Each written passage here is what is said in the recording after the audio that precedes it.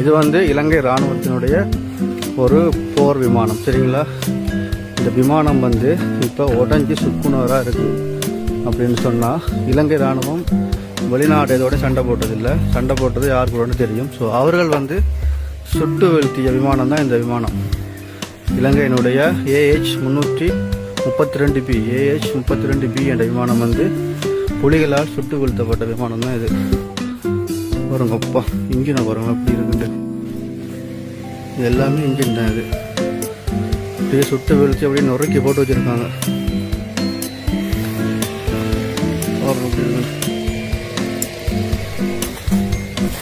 இந்தியாவில் பார்த்தீங்களா ஒரு பெரிய ஒரு ஹெலிகாப்டர் ஒன்று நிற்கிது.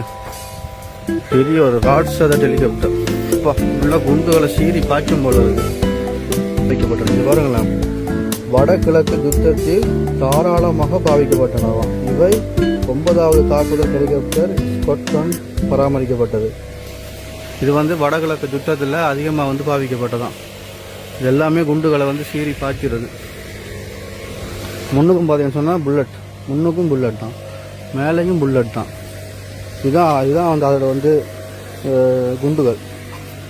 இது வந்து பாருங்க, இது வந்து அங்கே வந்து சுடுவாங்க போல இருக்குது. இதில் பார்த்தீங்கன்னு சொன்னால் ஒரு தொகை குண்டு அப்படியே வரும். குண்டு வந்து சீறி பாய்ச்சும்.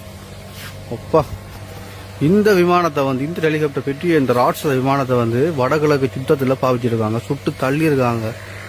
பாருங்களேன், கிட்ட நின்றாலே அப்படி இருக்குன்னு சொன்னால் நம்ம இடத்துல சுட்டு தள்ளி இருக்காங்கன்னா பாருங்களேன் அப்படின்ட்டு.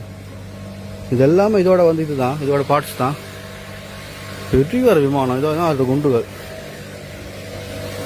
இதை பாருங்களேன், பெரிய ஒரு ஹெலிகாப்டர் தான் இது.